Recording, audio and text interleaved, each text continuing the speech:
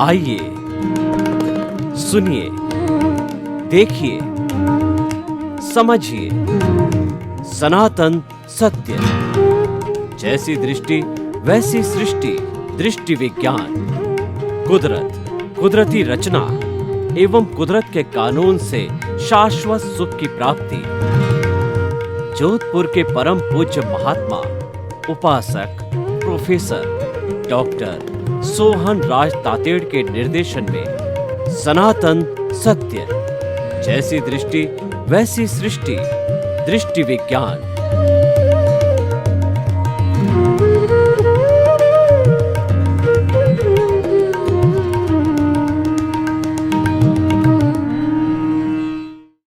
भाई और बहनों, मातृशक्ति को नमन। आज का हमारा बहुत सुंदर विषय बाल्यावस्था और संस्कार निर्माण।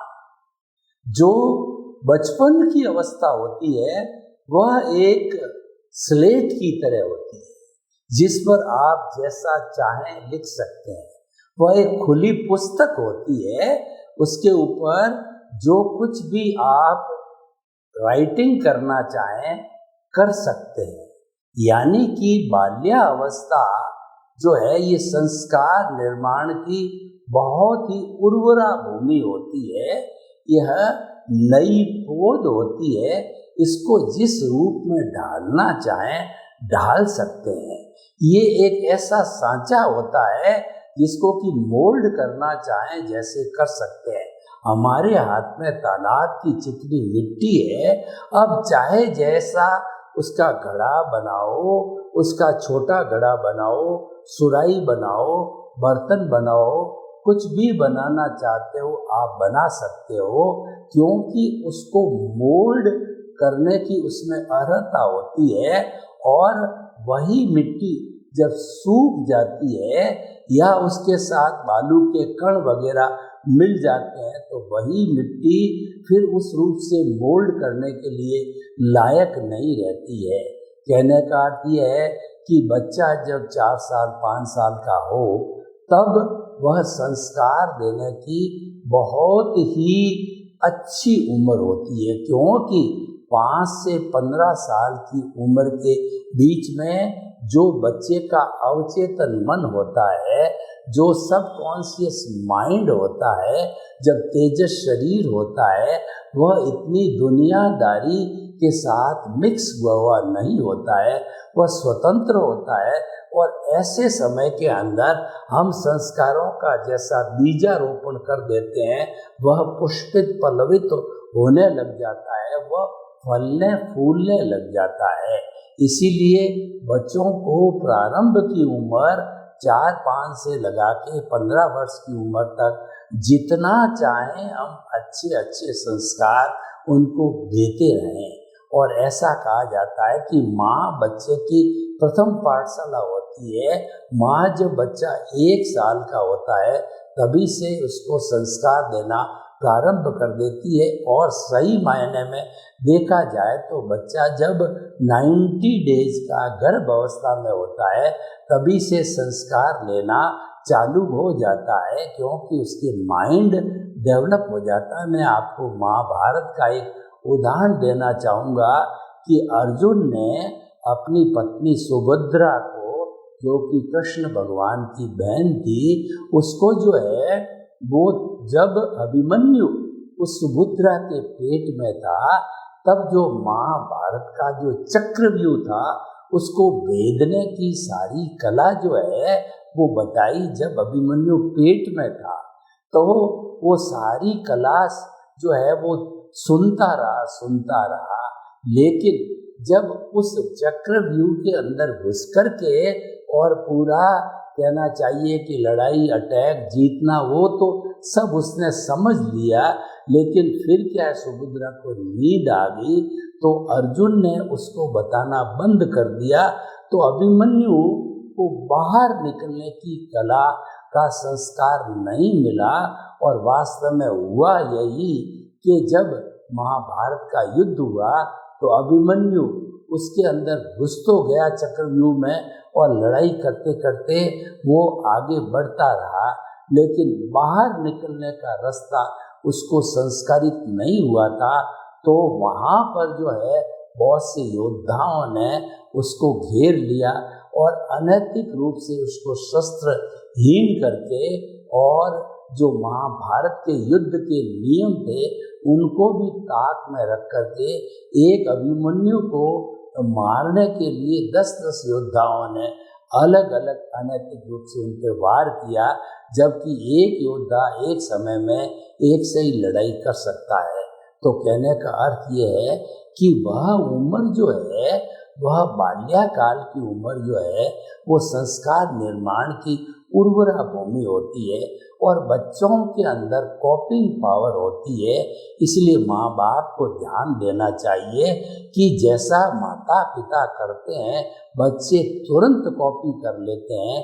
तो माता पिता को जब तक कि बच्चा मैच्योर नहीं हो जाता है, उनका आपसी व्यवहार प्रेम पूर्वक होना चाहिए और कोई भी ऐसी अनैतिक बात बच्चे के सामने नहीं करनी चाहिए। चोरी की, जारी की, नशे की, चरित्रहीनता की कोई भी बात बच्चे के सामने नहीं की जानी चाहिए, ताकि वो संस्कार उसके भीतर में नहीं जाए, उसका जो रिटेंशन नहीं हो। तो भाई और बहनों, ये बहुत ध्यान देने की ज़रूरत है। और ये 15 साल की उम्र होती है, ये बहकने की भी उम्र होती है कि बच्चा जो है उसके पास ज्ञान नहीं होता है, तो वो व्यसन आदि कुचक्रों के अंदर गिर जाता है। तो ऐसी स्थिति में भी माँ बाप को पूरा ध्यान रखना चाहिए कि बच्चा हमारा कहीं गलत लाइन पे तो नहीं है। खास तौर से व्यसन का ध्यान रखना चाहिए कि कहीं व्यसन की दहलीज के ऊपर वो पैर न दे दे कि धीरे धीरे वो बढ़ करके और बड़ा नशीड़ी बन जावे। तो उसको पहले ही फर्स्ट स्टेप के ऊपर ही रोक देना चाहिए, उस पर कड़ी रोक लगा देनी चाहिए। और ऐसे फर्स्ट स्टेप पे उस बच्चे को सुधारने के लिए थोड़ा कड़ा कानून का पालन करना पड़े तो भी करना चाहिए, क्योंकि वह उसके जीवन का प्रश्न होता है, वह उसको एक भावी नागरिक बनाने का प्रश्न होता है। बचपन में महात्मा गांधी ने कुछ कुव्यसन सीख लिए। उन्होंने बीड़ी सिगरेट पीना कुसंगत से सीख लिया और अपने पिताजी के जो है जेब में से पैसे भी चुरा लिए और थोड़ा जुआ भी खेलना सीख गया और थोड़ा अनैतिक कार्य भी सीख गए। तो उनको जो है, क्योंकि वो तो महापुरुष थे, तो उनको मन में थोड़ी ग्लानि हुई, तो उन्होंने अपनी माँ पुतली बाई के सामने जो जो बचपन में उनकी बुराइयाँ थी उसको कन्फेस किया। और माँ ने कहा, तुम मेरी कसम डाल कि भविष्य के अंदर जो है इस तरीके का तू कोई भी व्यवहार नहीं करेगा, तुम्हें एक अच्छा इंसान बनना है और अच्छा इंसान बन करके लोगों की सेवा करनी है। तो उसके बाद से महात्मा गांधी ने जो है कभी भी उन्होंने कुसंस्कार नहीं लिए जीवन के अंदर, और वो बचपन के अंदर वही ऐसी इंसिडेंट्स थी कि उससे जो है अपने जीवन की दिशा को बदल दिया। तो भाई और बहनों, जितने भी महापुरुष दुनिया में हुए हैं उनको जो है बचपन में अच्छे अच्छे संस्कार मिले, और ख़ास तौर से उनके पीछे कोई न कोई स्त्री रही है, चाहे बहन रही है, चाहे बेटी रही है, चाहे माँ रही है, चाहे नानी रही है, दादी रही है। छत्रपति शिवाजी को देखिए, उनकी माँ ने उनको छत्रपति बनाया। महात्मा गांधी की माँ पुतली बाई ने उनको माँ बनाया। और जो है किन किन का नाम लें, चाहे दयानंद सरस्वती हो, चाहे रामकृष्ण परमहंस हो, सभी के जीवन में विकास के या बड़ा बनने के अंदर सहयोग नारी जाति का रहा, उनकी पत्नी, बहन या बेटी का रहा। तो हम ये कहना चाहते हैं कि ये जो अवस्था होती है वो वास्तव में बहुत ही उर्वरा अवस्था होती है। उर्वरा का अर्थ क्या है कि आप मई जून का महीना हो और खेती बो दो तो वो क्या सूख जाएगी, लेकिन जुलाई अगस्त का महीना है, अच्छी बरसात हो जावे और उसके पहले खेत को जो है उर्वरा बनाने के लिए उसकी रेत को ऊंचा नीचा कर दिया गया हो, यानी उसको निदान बोलते हैं, वो कर दिया गया हो, तो उसके बाद के अंदर अच्छी बरसात होने पर जो है बीज बोया जाता है तो उसका तुरंत भ्रूण होता है। और अगर मिट्टी उपजाऊ है, उसमें उर्वरा खाद दी जाए, समय पर बरसात हो जाए और कीटनाशकों से उसकी रक्षा की जाए, तो वह फसल बहुत अधिक अच्छी मात्रा में हो जाती है। ये क्यों होता है कि सही समय पर जो है फसल बोई जाती है। तो उसी तरह से एक अच्छा इंसान बनाने का, उसको संस्कारित करने का जो समय है वो सही समय बाल्यावस्था है। आप देखिए पुराने जमाने के अंदर जब हमारे यहाँ पर जो है 4 कहना चाहिए कि 100 वर्ष की उम्र हुआ करती थी और पुरुषार्थ चतुष्ट दिया जाता था, और उसके बाद में जीवन को 4 भागों में 4 आश्रमों में बांटा गया था। पहला था हमारा ब्रह्मचर्य आश्रम 25 वर्ष का, दूसरा गृहस्थ आश्रम 50 वर्ष का, और तीसरा वानप्रस्थ आश्रम 75 वर्ष की उम्र का, और चौथा संन्यास आश्रम जो है 75 से 100 वर्ष की उम्र तक का। तो जो बाल्यावस्था यानी जो ब्रह्मचर्य आश्रम था, उसके अंदर जो है चारों वर्ण के लोग, ब्राह्मण, क्षत्रिय, वैश्य और शूद्र, अपने अपने गुरु के पास जाकर के और अपने अपने जीविकोपार्जन की शिक्षा लेते थे। मैं आपको उदाहरण देना चाहता हूँ कि वाल्मीकि जी के आश्रम के अंदर जो दशरथ के 4 पुत्र राम, लक्ष्मण, भरत और शत्रुघ्न हैं, वो बाल्यावस्था में थे। तो जो है वो दशरथ ने उनकी शिक्षा दीक्षा के लिए वाल्मीकि जी के आश्रम के अंदर भर्ती कराया। तो 25 वर्ष की उम्र तक वो वहाँ रुक करके वो प्रकृति की गोद में रहे, रोज प्रकृति को निहारते थे, और शम की जो है नीति गुरु ने उनको दी। सम का मतलब होता है संभाव रखना। संभाव का मतलब ये है कि आपका जो है लाभ हो, हानि हो, तिरस्कार हो, सम्मान हो, आपको कोई गाली दे या आपको कोई प्रशंसा करे, जैसी भी स्थिति हो उसके अंदर एक सा रहना, दोनों स्थितियों को एक सा रखना, उसमें राग द्वेष का नहीं होना संभाव कहलाता है।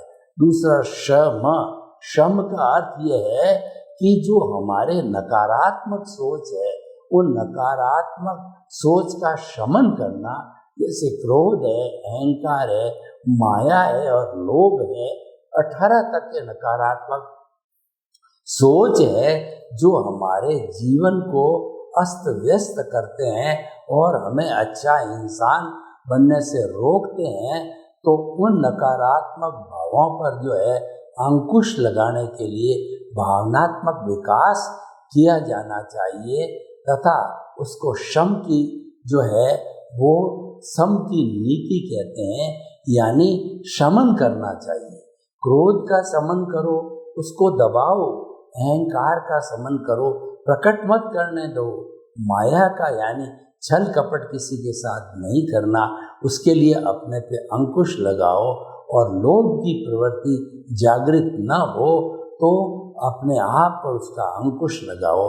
तो इस तरीके से जो है ये भावनात्मक विकास होता है, वह हमारे इस बाल्यावस्था के अंदर, या हमारा जो ब्रह्मचर्य आश्रम है उसमें ये पूरी ट्रेनिंग दी जाती थी। सम, शम और शम हर विद्यार्थी को, चाहे वो राजा का बेटा हो, चाहे वह गरीब से गरीब व्यक्ति का बच्चा हो, हर एक को काम अपने हाथ से करना पड़ता था। अपनी जो है जगह को साफ करना, अपनी दरी को साफ करना, अपने बर्तनों को धोना, और जो है रसोई बनाने के लिए लकड़ी लाना, गुरुजी के जो है सेवा करना। गुरुजी वृद्ध होते हैं तो उनके पाँवों को दबाना वगैरह, उनको चित्त समाधि पहुंचाना, पर्यावरण का संरक्षण करना, कि जो गुरुकुल होता है उसका भी श्रम दान करना, उसकी सफाई होनी चाहिए, और उस गुरुकुल के अंदर आने वाले जो पशु पक्षी है उनके लिए चारा पानी की व्यवस्था करना, और उसके अलावा जो है अपने सहपाठियों को भी जितना हम सहयोग दे सकें वो सहयोग देना, यानी हर तरीके से फिजिकल लेबर होनी चाहिए, यानी श्रम किया जाना चाहिए। श्रम करने से हमारी फिजिकल हेल्थ अच्छी रहती है, नींद अच्छी आती है और हमारा काम निपट जाता है। हम दूसरों के भरोसे नहीं रहते हैं, और हम अगर उसमें अभ्यस्त हो जाते हैं तो हमारी रूटीन में आ जाता है। तो ये सम शम और श्रम की जो नीति है, ये गुरुजी है वो अध्यापक जी जो है अपने बच्चों को समझाते हैं, उनको हृदयंगम करते हैं, उनको ट्रेनिंग देते हैं। यही कारण होता है कि ब्रह्मचर्य आश्रम में पारंगत होकर के बच्चा जब गृहस्थ आश्रम के अंदर घुसता है, जो 25 साल से बड़ा हो जाता है, तो वह सक्सेसफुल इंसान होता है। क्योंकि गृहस्थ आश्रम एक तपोवन है, ये संन्यास आश्रम से भी बहुत कठिन है। यहाँ पर बहुत सी तरह की जिम्मेवारियों का एक साथ पालन करना होता है, और जो है बच्चे के कंधे भी मजबूत हो जाते हैं तो उस पर भार लादा जाता है। माता पिता की सेवा करने का बच्चे हो जाते हैं तो बच्चों की देख रेख करना, उनका लालन पालन करना, उनका शिक्षा वगैरह इत्यादि। और अतिथि देवो भव, घर में कोई अतिथि आ जावे उसके लिए सारी व्यवस्था करना। गृहस्थी के लिए यह कहा गया है, गृहस्थी भगवान से प्रार्थना करता है कि साईं इतना दीजिए और जामे कुटुंब समाए, मैं भी भूखा न रहूं और साधुन भूखा जाए। हे ईश्वर, मुझे इतना अवश्य देना कि न तो मैं भूखा रहूं, न मेरा परिवार वाला भूखा रहे, न जो है अतिथि जिसके आने की कोई तिथि नहीं होती है वो देव के समान होता है, देवो भव होता है, तो वो भूखा नहीं जाना चाहिए। घर में कोई सन्यासी आओ, कोई भी अतिथि आओ, तो वो भूखा नहीं जाए। और हम जिस समाज में जीते हैं, जिस देश राष्ट्र में जीते हैं, उनकी भी कोई आवश्यकता होती है तो भी हमको जो है वो कहना चाहिए अर्थवाइज जो है पूरी करनी होती है, क्योंकि ग्रस्त लोगों के द्वारा ही वो पूरी की जाती है। तो भाई और बहनों, हम आपको ये बताना चाहते हैं कि ये संस्कार निर्माण की एक अवस्था होती है। वह अवस्था पार होने के बाद में फिर संस्कार देना बहुत मुश्किल हो जाता है। बच्चा जब जो है 10-15 साल या अधिकतम समझ लीजिए, जब तक ब्रह्मचर्य आश्रम में 25 साल का है, उसके बाद के अंदर उसके जो कहना चाहिए कि मशल्स होते हैं, वो मशल्स कड़े पड़ जाते हैं, और उनमें उनके अंदर जो कड़ापन आने के कारण उनके थॉट्स में भी नेगेटिवनेस आ जाती है। वो ज़्यादा परिश्रम भी नहीं कर पाते हैं, और जो है वो थोड़ा थोड़ा काम करते थक जाते हैं, क्योंकि अभ्यास नहीं होता है। तो अभ्यास करना बहुत ज़रूरी है। Practice makes a man perfect, करत करत अभ्यास के और जड़मती होत सुजान, रसरी आवत जान के और सल पर पड़त निशान। अगर व्यक्ति रेगुलर प्रैक्टिस करता जाए तो मूर्ख भी जो विद्वान हो सकता है, जैसे कवि कालिदास हुए थे, और जो तुलसीदास जी, वाल्मीकि जी, ये डाकू थे, उन्होंने अभ्यास किया, उनमें रूपांतरण हुआ, और जो रूपांतरण होने से वे बड़े बड़े महापुरुष बन गए। उन्होंने रामचरितमानस जो है मानस लिखा, और जो वाल्मीकि जी ने जो रामायण लिखी। तो हम ये कहना चाहते हैं कि हर हालत के अंदर जो बाल्यावस्था होती है वो संस्कारों की एक बहुत उर्वरा भूमि होती है। उस समय में जरूर दिए जाने चाहिए। प्राइमरी और मिडिल स्कूल होती है, उसमें जो अध्यापक होते हैं, उनकी विशेष ड्यूटी है कि वो बराबर चेक करे कि बच्चा जो पढ़ाई के साथ साथ में कैसे एटिकेट सीखता है, कैसे संस्कार सीखता है, कैसे उसके हाव भाव है, और कैसा वो बिहेवियर करता है। क्योंकि जो विद्यार्थी होता है वह अपने टीचर से बहुत ज़्यादा प्रभावित होता है। कई बार वह अपने पेरेंट्स की बात को तवज्जो नहीं देता और अपने टीचर की बात को तवज्जो दे देता है। ये एक मानवीय प्रकृति है और ये बचपन में होता ही है। तो टीचर्स को अपनी जिम्मेवारी निभानी चाहिए, क्योंकि वो जो है देश की अच्छी अच्छी प्रतिभाओं के निर्माण का काम करते हैं। तो उनका दायित्व होता है कि वो अच्छे लोगों का निर्माण करे, तो उनको समय पर सही उम्र में अच्छे अच्छे संस्कार देने चाहिए स्कूल के अंदर। और उसके बाद में बच्चे को किस तरीके के कन्फ्यूज़न है दिमाग में, वह टीचर के द्वारा हल किए जाना चाहिए। और टीचर और जो स्टूडेंट के बीच के अंदर जो है जो इंटरेक्शन बराबर होना चाहिए। ऐसा कहा जाता है कि टीचर को टीचर बनाने वाला स्टूडेंट ही होता है।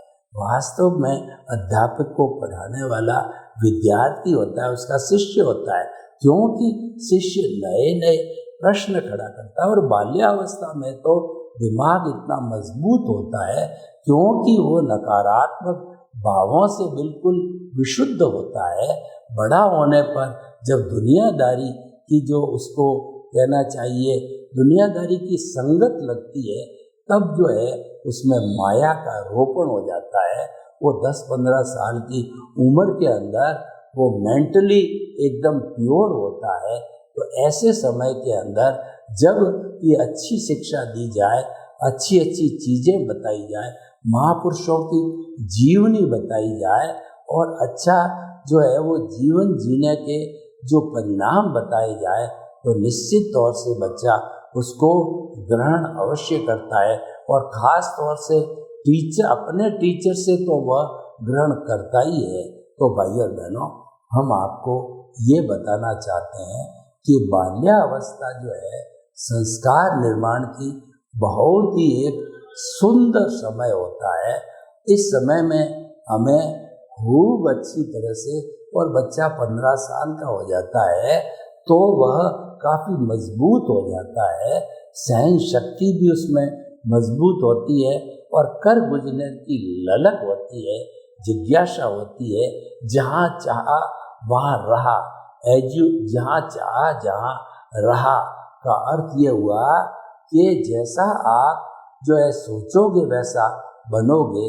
चरेवेति जो उपनिषदों का जो स्लोगन है वह बाल्यावस्था के अंदर बहुत लागू अच्छा होता है कि चलते रहो जब तक कि मंजिल नहीं मिले और हम चलते रहे, कारवां बनता रहा। ये मान कर के चलिए कि अगर बचपन में अच्छे संस्कारों के साथ हम आगे बढ़ते हैं तो अच्छे संस्कारों के लिए अन्य हमारे बच्चे भी जो है हमारे साथ में आसानी से जुड़ जाते हैं, क्योंकि हर एक व्यक्ति को अच्छा गाइडेंस चाहिए। अच्छे मार्गदर्शक के बिना जो है हम अपने जीवन की नैया को पार नहीं कर सकते। और ख़ास तौर से अध्यात्म में तो ये कहा गया है कि गुरु बिना ज्ञान नहीं। गुरु गोविंद दाऊ खड़े और काके लागू पाँव, बलिहारी गुरु आपनी और गोविंद दियो बताए। अगर गुरु और भगवान दोनों खड़े हैं तो सबसे पहले मैं गुरु को प्रणाम करूंगा, क्योंकि गुरु ने ही ईश्वर के दर्शन कराए। गुरु नहीं होते तो ईश्वर के दर्शन नहीं होते। तो इसीलिए गुरु जो हमारा मार्गदर्शक होता है, और गुरु का अर्थ भी होता है, गुरु का मतलब अंधकार, रू का मतलब दूर करने वाला। गुरु जो है ऐसी शख्सियत होती है जो अज्ञान रूपी अंधकार को दूर करता है। एक छोटा सा दीपक जला दो और घना तिमिर हो शताब्दियों का, तो वह दीपक जो है तिमिर को हर लेता है, क्योंकि जो दीपक होता है स्व पर प्रकाशक होता है। हमारा आत्मा का ज्ञान स्व पर प्रकाशक है। आत्मा स्वयं दृष्टा है जो कि हमको दृष्टि देता है। इसीलिए ज्ञान की महिमा बताई गई है कि ज्ञान के द्वारा ही व्यक्ति में स्थायी परिवर्तन किया जा सकता है। हृदय परिवर्तन के द्वारा ही स्थायी परिवर्तन वो किया जा सकता है। तो हमें बचपन के अंदर बच्चों पर अच्छे संस्कार देने के लिए कार्य करना चाहिए। और उस समय पर उनको जो संस्कार देने में जो समय लगता है तो वो आगे बहुत ही उपयोगी सिद्ध होता है। और हर गुरु जो है इस तरीके का मिशन बना दे कि मैं बाल्यावस्था जो 10-15 साल की होती है उसमें बच्चों को अच्छे से अच्छे संस्कार जो पढ़ाई के साथ साथ में जीवन निर्माण के हैं कि कैसे उठना, कैसे खाना, कैसे पीना, वो देना चाहिए। भगवान महावीर को उनके शिष्यों ने जो नव दीक्षित है तो उन्होंने निवेदन किया कि भगवान आपने हमको दीक्षित तो कर लिया, लेकिन हमारे कर्म करते रहे तो हमारा जीवन कैसा होना चाहिए, कृपया मार्गदर्शन करें। तो भगवान महावीर ने कहा कि जयं चरे जयं चिट्ठे जयं मासे जयं सये भोजन तो भाषण तो पाव कमंग न बन रही। यानी कि तुम चलने में, फिरने में, उठने में, बैठने में, सोने में जो है विवेक पूर्वक उपयोग करो तो तुम्हारे कर्म का बंधन नहीं होगा। सर्वे भवन्तु सुखिनः सर्वे सन्तु निरामया। लोक के सब जीवों को सुख मिले, शांति मिले, आनंद मिले, प्रेम मिले और हमारे बाल्यावस्था में अपने बालकों को हम अच्छे संस्कार देने का प्रयास करें। आपके प्रति मंगल भावना। ओम शांति।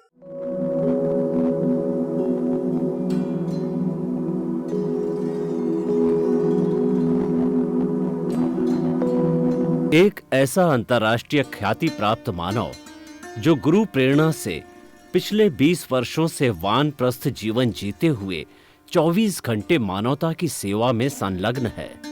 एक ऐसा मानव जो अभी राष्ट्रीय, अंतर्राष्ट्रीय टीवी चैनलों पर 7,500 एपिसोड के माध्यम से सनातन सत्य, आत्मविज्ञान एवं पुनरुत्थान, व्यवहार एवं निश्चय जगत के जीवनोपयोगी विषयों पर हृदय स्पर्शी प्रवचन कर चुका है। उस मानव का नाम है महात्मा उपासक प्रोफेसर डॉक्टर सोहन राज तातेड़। प्रोफेसर तातेड़ द्वारा योग, दर्शन, शिक्षा विषयों पर रचित पीएचडी स्तर के 250 शोध ग्रंथ भारत के 100 प्रतिष्ठित विश्वविद्यालयों में शोधार्थी पढ़ रहे हैं तथा वे सभी शोध ग्रंथ वहां की सेंट्रल लाइब्रेरियों में उपलब्ध हैं। महात्मा सोहन राज ने अभी तक हजारों स्कूलों, कॉलेजों, विश्वविद्यालयों एवं संस्थाओं में सेमिनार, वर्कशॉप, कैंप लगाकर लाखों विद्यार्थियों को योग, दर्शन, शिक्षा का प्रशिक्षण देकर उन्हें सुसंस्कारित किया। डॉक्टर तातेड़ ने भारतीय संस्कृति उत्थान के 4000 से अधिक समसामयिक विषयों पर आर्टिकल लिखकर ऑनलाइन जर्नल, पत्रिकाओं, वेबसाइट्स पर प्रकाशित किया, जिसका उपयोग लाखों पाठक कर रहे हैं। उपासक तातेड़ के 5000 से अधिक आज का सुविचार, आज का शुभ संदेश, आज का मंगल भावना योग आदि चिंतन websites, Twitter, blogger, Facebook, YouTube माध्यमों से लाखों लोग अपना जीवन निर्माण कर रहे हैं। मानवता के मसीहा ऐसे महामानव महात्मा सोहन राज तातेड़ के प्रोफाइल को अभी तक विश्व के 20 लाख दर्शक यूट्यूब पर, 12 लाख गूगल पर एवं लाखों दर्शक फेसबुक, ब्लॉगर, ट्विटर और इंस्टाग्राम पर देख चुके हैं।